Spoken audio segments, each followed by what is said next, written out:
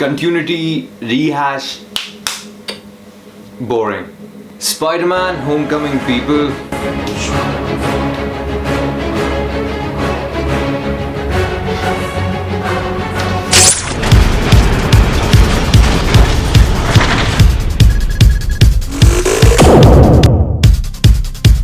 Spider-Man just got rehashed to the most minute detail possible. Marvel rebooted the character story for real, unlike any other reboot. They only kept the physical essence and chucked off the rest of the part. Now that was I idolized the concept of a superhero part of me. As a movie lover, I liked how they improvised and tried to fit in the character in the MCU timeline, the post-Civil-War era. More on that later. Spider-Man was the only helpless superhero who was down to earth because the only thing that he ever relied upon were his powers and self-confidence, which at times used to go swinging around when around extra powerful supervillains. This movie has him relying upon everything else but his powers. The entire first half I was like,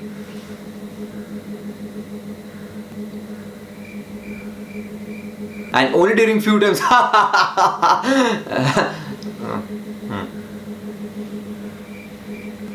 that kind of desperate laugh that you ought to have, considering that it's a Marvel/Spider-Man movie.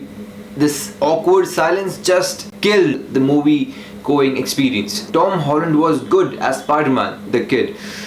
I didn't like him initially, but I think it'll take 2 more such films for me to accept him as the Spider-Man.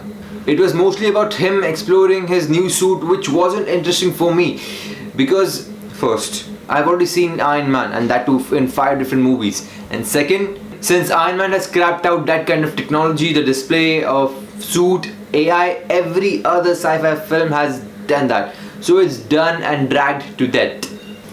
Speaking of which, Iron Man wasn't there entirely. Only in bits and pieces important enough to make a difference and maybe add something to the story. Which brings me to the point that I was right in my trailer review. Anyways, I liked him all of a sudden appearing in India. It was funny. So what I love about the superhero movies these days is that they're all breaking the rule of nobody not knowing their secret identity, not even the loved ones. It started with Man of Steel when Lois Lane was actually the first one who found out who Superman was, and it trickled down to a friendly neighborhood Spider-Man. Ned, his best friend, was the one who found out Peter's alter ego. I mean, it totally makes sense. He is a kid and his best friend is the one who could actually know about things, his personal things. What ticked me off was that Ned was a computer genius. Maybe it was a pot shot at DC superheroes. What Marvel has learned from its past experience is that they need to establish their villains right. This film actually opened up with the antagonist and established its concept in the very beginning, which is brilliant. It was Michael Keaton, so they had to give him that kind of exposure. However, when he appeared as the Vulture, I was like, this Birdman suit was more Vulture than this Chitauri tech suit. Also, where the fuck did he learn to fly? And there's a man flying with a Chitauri tech. What the fuck is she doing? Shitness.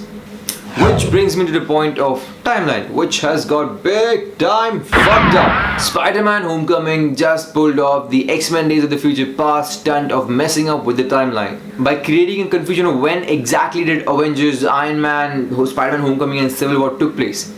Click on the below link to find out. I have described it in a more detailed manner.